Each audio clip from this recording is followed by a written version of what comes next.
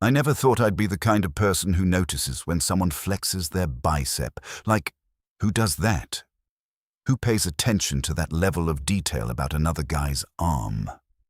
But there I was, walking past the squat rack at Planet Fitness on a random Tuesday evening, and I caught Ezra mid-flex. The thing is, the second he saw me looking, he grabbed his arm like he'd been struck by lightning and started rubbing it frantically, his face contorting into this expression of exaggerated pain.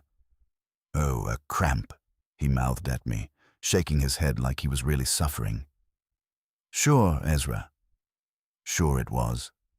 I'm Michael, by the way. 26, software developer, the kind of guy who spent most of his 20s buried in code and takeout containers. I joined the gym 3 months earlier as part of what my sister mockingly called my quarter-life crisis. I just wanted to feel better, less like a sentient pile of laundry and more like an actual human being who could climb a flight of stairs without questioning his life choices. I wasn't looking for anything else. Definitely wasn't looking for him. Ezra had been at the gym for as long as I'd been going. I noticed him on my first day because he was one of those people who just draws your eye. Not in an obvious Instagram fitness model kind of way. He was built, sure, but it was more than that. He had this presence. Dark hair that was always slightly messy, like he'd just run his hands through it. These warm brown eyes that crinkled at the corners when he smiled.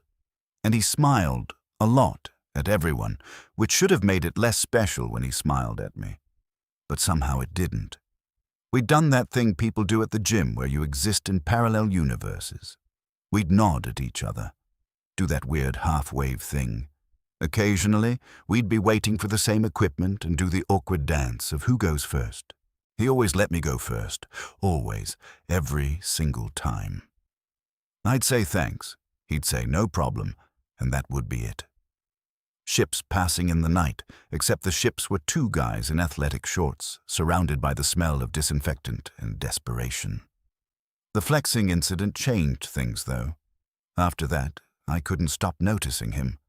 And the more I noticed, the more I realized he might be noticing me too. Like, really noticing me. The kind of noticing that made my stomach do this weird flip thing that I absolutely was not ready to examine too closely.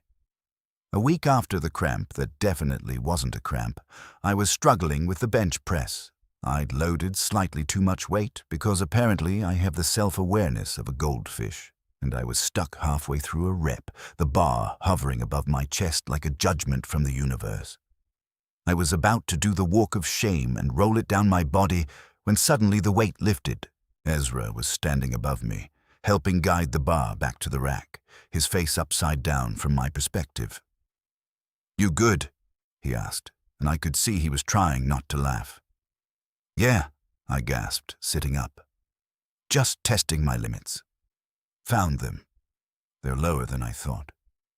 He did laugh then, this warm, genuine sound that made something in my chest tighten. "I do that at least once a week," he said. "Ego lifting. It's a real problem. You need a spotter." I should have said no. I should have said I was almost done, that I was fine, that I didn't need help. Instead, I heard myself say, "Yeah, actually, that would be great." So he spotted me, and then I spotted him, and then somehow we were just working out together, like it was the most natural thing in the world. His presence beside me felt electric. Every time he adjusted my form, putting a hand on my shoulder or touching my elbow to correct my position, I felt it everywhere. I started noticing everything. The way he bit his lower lip when he was concentrating, how he'd run his hand through his hair between sets, the sound of his breathing when he was pushing through a hard rep, the way his gym shirt clung to his shoulders when he was sweaty. This became our routine. Tuesday and Thursday evenings, sometimes Saturdays. We'd meet up, work out together, talk about nothing and everything. I learned he was an elementary school teacher, 4th grade, which somehow made perfect sense. He had that patient, encouraging energy. He told me about his students, about the kid who insisted on calling him Mr. E because his last name was too hard to pronounce, about the little girl who brought him drawings of dinosaurs every single day. I told him about my job, about the hellish code review I'd just been through, about my sister and her 3 kids who I adored, despite the fact that they treated my apartment like a jungle gym whenever they visited. It felt easy, natural, like we'd been friends for years instead of weeks. Except friends don't usually make your heart rate spike when they text you. Friends don't make you think about them at random moments throughout the day. Friends don't make you spend 20 minutes deciding what to wear to the gym because you want to look good but not like you're trying to look good. I was in trouble, and I knew it. But I didn't know what to do about it. I'd dated women in the past. Had a girlfriend in college, a few casual things after that. They'd all been fine, nice even, but they'd also all fizzled out, and I'd never been able to figure out why I couldn't seem to make myself feel what I was supposed to feel. Looking back now, it seems obvious. But when you're living it, when you're the one trying to force yourself into a shape that doesn't quite fit, it's harder to see. The realization didn't come all at once. It was more like water slowly seeping through a crack, until one day you look up and notice the whole ceiling is about to cave in.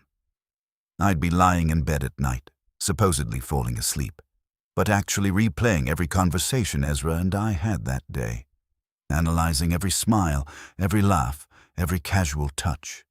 I'd catch myself staring at him during workouts, then quickly look away, my face burning. I started having dreams about him, not even necessarily sexual dreams, though there were some of those too. Just dreams where we were together, where I could reach out and touch him without it being weird, where I could tell him everything I was thinking and feeling. The breaking point came about 2 months into our gym friendship. We'd just finished a particularly brutal leg day, and Ezra suggested we grab food. "There's a Thai place around the corner," he said. "You like Thai food?" "I love Thai food," I said, which was true, but I would have agreed to eat cardboard if it meant spending more time with him. The restaurant was small and cozy, the kind of place with mismatched chairs and string lights on the ceiling. We ordered too much food and spent 2 hours talking, laughing, stealing bites off each other's plates. At one point, he reached across the table to wipe a spot of peanut sauce off my chin, his thumb brushing against my skin, and I swear to God I stopped breathing. His hand lingered there for just a second too long, his eyes meeting mine, and something passed between us. Something unspoken but undeniable. "I should tell you something," he said quietly, pulling his hand back. "I'm gay." My heart started pounding so hard I was sure he could hear it. "Oh," I managed to say. "Cool. Thanks for telling me." He smiled, but it looked nervous. "I just wanted you to know, in case. You know, in case it mattered." "It doesn't," I said automatically. Then, because I'm an idiot, I added, "I mean, not in a bad way. It doesn't matter in a bad way. I'm cool with it. Totally cool. Very cool." He laughed, some of the tension leaving his shoulders. "Okay, Michael, I get it. You're cool." We finished dinner and walked back to our cars together. The parking lot was mostly empty, the streetlights casting long shadows. We stood there in that awkward space between goodbye and wanting to say something else, anything else to make the moment last longer. "Same time Thursday?" he asked. "Yeah," I said. "Definitely." I watched him drive away, and then I sat in my car for 20 minutes, my hands gripping the steering wheel, my mind racing. He'd told me he was gay. Why had he told me? Was it just a friend thing, sharing personal information, or was it more than that? Was it an invitation? A question? And why did my whole body feel like it was vibrating at a frequency only I could hear? I drove home in a daze. I walked into my apartment, dropped my gym bag on the floor, and stood in the middle of my living room, finally letting myself think the thought I'd been avoiding for weeks. I like him. I like him as more than a friend. I like him in a way that means I might not be as straight as I've always assumed I was. It's funny how one realization can recontextualize your entire life. Suddenly, things that never made sense started clicking into place. The relationships with women that never quite worked. The way I'd always been drawn to certain guys, always written it off as admiration or wanting to be friends. The celebrity crushes I'd dismissed as just recognizing that someone was objectively attractive. The weird, jealous feeling I'd get when my close friends started dating people. Like I was losing something I couldn't name. I barely slept that night. I kept picking up my phone, thinking about texting Ezra, then putting it down again. What would I even say? Hey, so your coming out made me realize I might need to do some coming out of my own? By the way, I think I'm falling for you. Yeah, no. That wasn't going to work. Thursday took forever to arrive. I changed my shirt 3 times before going to the gym. When I got there, Ezra was already on the treadmill, and when he saw me, his face lit up with this smile that made my knees weak. I was in so much trouble. Hey, he said, hopping off the treadmill. Ready to suffer? Always, I said, and we fell into our routine. But everything felt different now. Every casual touch felt loaded with meaning. Every smile felt like a secret. I caught him watching me a few times, and when our eyes met, neither of us looked away as quickly as we should have. After our workout, we were stretching in the corner, and Ezra turned to me. "You've been weird today," he said. "Everything okay?" My mouth went dry. Define weird. I don't know. Quiet. Distracted. If I did something wrong, you can tell me. No, I said quickly. You didn't do anything wrong. I've just been thinking about some stuff. What kind of stuff? This was it. This was the moment. I could feel it. I could play it safe, change the subject, keep everything the way it was, or I could jump. I could be honest. I could risk everything for the possibility of something real. About what you said at dinner, I heard myself say. About being gay. He went very still. Okay, I think I might be too. Or bi. I don't know. I'm still figuring it out. But I know that I paused, my heart hammering. I know that I really like spending time with you and not just as a gym buddy. The silence that followed felt like it lasted a year. Ezra's expression was unreadable, and I immediately started panicking. I'd misread everything. I'd just blown up a friendship over nothing. I was about to backtrack to laugh it off as a joke when he spoke. I was hoping you'd say something like that, he said softly. I've been trying to figure out how to tell you that I like you too. Really like you.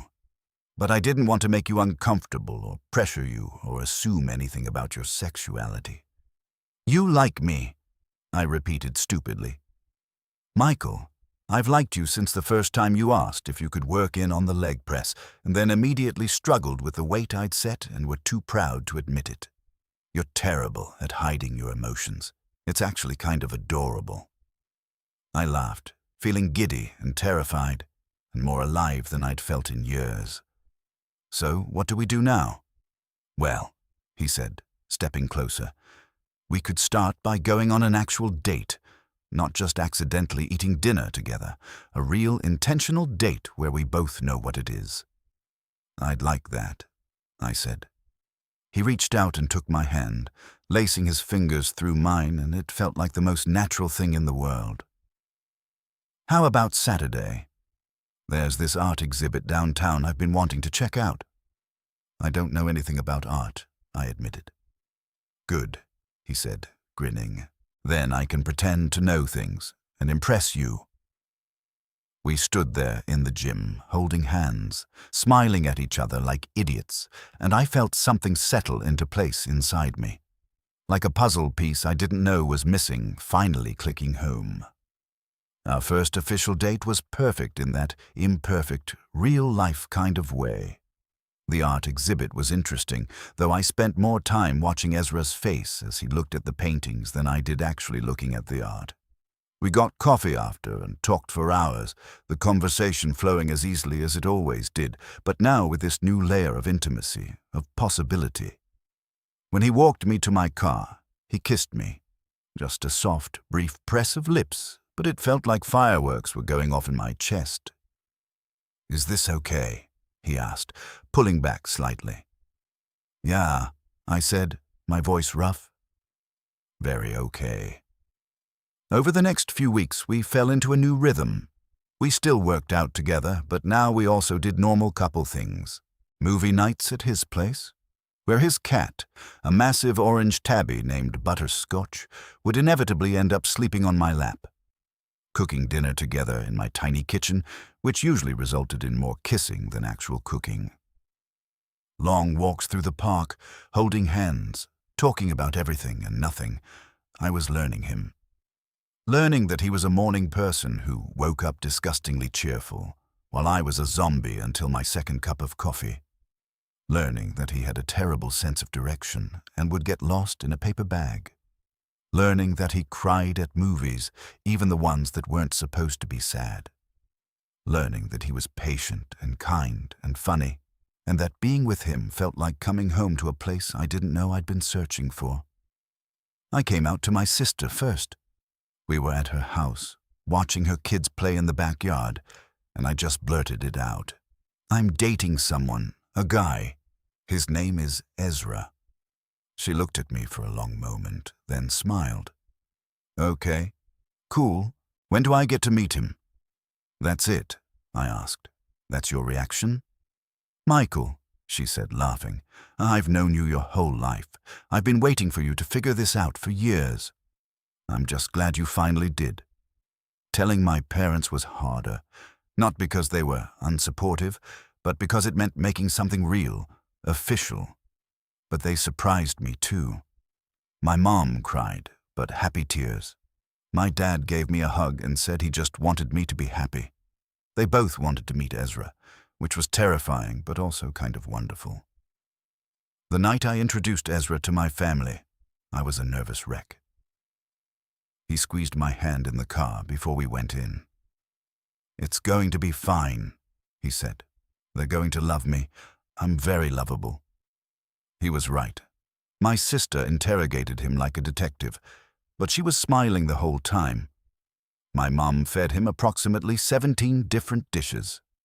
My dad talked his ear off about teaching and education policy. The kids climbed all over him, and he was patient and playful with them, making them laugh with silly voices and magic tricks. Later, when we were alone in my car, he turned to me. "Your family is great," he said. "They really liked you," I said.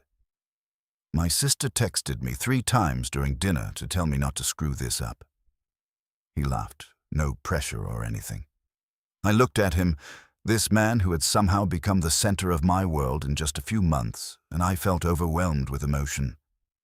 "I'm falling in love with you," I said. "I know it's fast, and maybe I shouldn't say it yet, but I am." His eyes went soft. "Michael," he said, "I'm already there. I've been in love with you for weeks."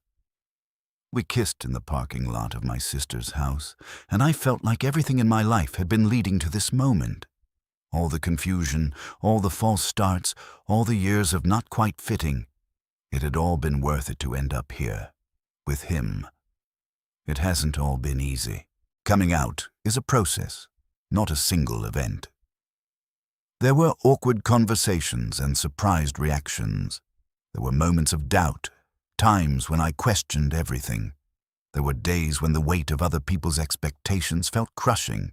But through all of it, Ezra was there, patient, supportive, loving, reminding me that I didn't have to have everything figured out, that it was okay to be uncertain, that the only thing that mattered was being true to myself.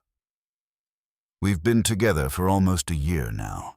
We still work out together, though now we're that annoying couple at the gym who can't stop touching each other. He still flexes when I walk past sometimes, but now he does it on purpose, grinning at me with this mischievous look in his eyes. And I flex back even though I have significantly less to flex And he laughs and kisses me and tells me I'm perfect anyway. I'm not the same person I was a year ago. I'm happier, more confident, more myself. And I owe so much of that to Ezra, to his courage in being honest with me, to his patience as I figured myself out. But I also owe it to myself for being brave enough to take that leap, to risk everything for the chance at something real. Looking back at that moment in the gym, at Ezra pretending his flex was a cramp, I can see it for what it was. It wasn't just a funny, awkward moment. It was the beginning of everything. It was the universe giving me a sign, a chance, an opening. And I'm so grateful I was paying attention. I'm so grateful I noticed. Because noticing led to talking, talking led to friendship, friendship led to something more, and something more led to love. And love, I've learned, is worth all the fear and uncertainty and awkwardness. Love is worth the risk of being vulnerable, of being seen, of being truly yourself. Love is worth everything, so yeah, my gym partner flexed when I walked past and pretended it was a cramp. And it changed my entire life. Best cramp ever.